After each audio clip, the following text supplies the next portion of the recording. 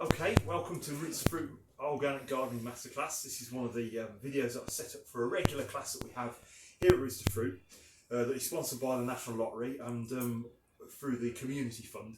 And what I wanted to do is to be able to give some information that a lot of people found really useful at the class, and I get asked a lot about, which is basically once you've got your compost made, how to refine it and make it so that it's usable within the garden. So what I've got here is our own leaf mould and grass cuttings that we've mixed together. It's only about a year old. You can still see quite a bit in there, like there's leaves and branches that we know that's what it used to be.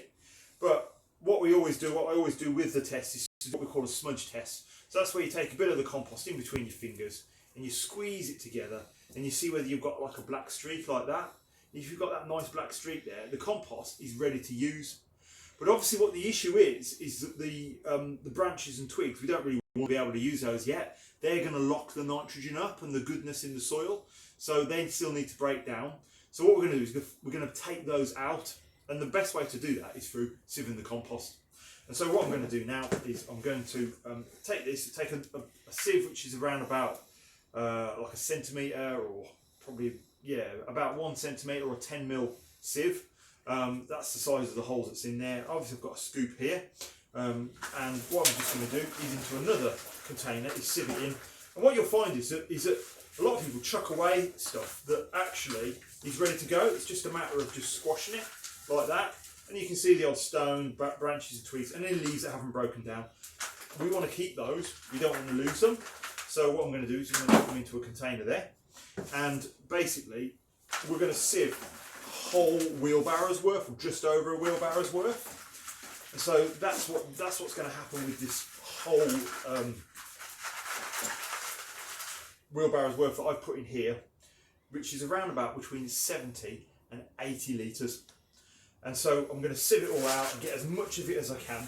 And like I say, don't throw away any of the stuff that hasn't broken down yet, any of the twigs and branches. That's got loads of bacteria on, because compost making is about colonising bacteria and fungal spores that help to break down and make nutrients available to the plants in the compost.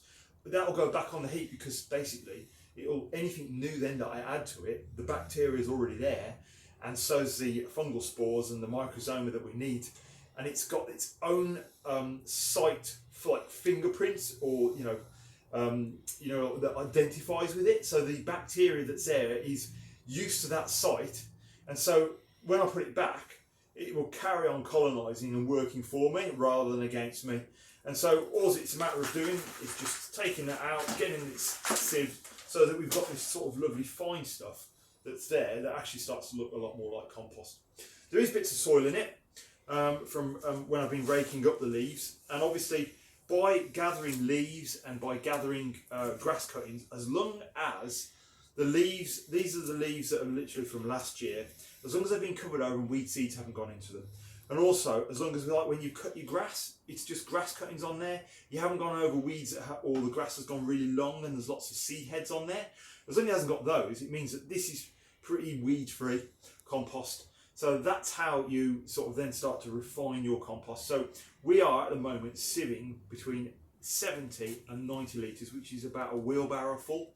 That's really important that you know that, because when it comes to blend it and turn it into a multi-purpose compost, like what you would buy from the garden centre or the supermarket, I can show you how the additives that we put in to make it quite an expensive bag of compost that will mean it will behave and it will act probably better than the compost that you can buy from the shops.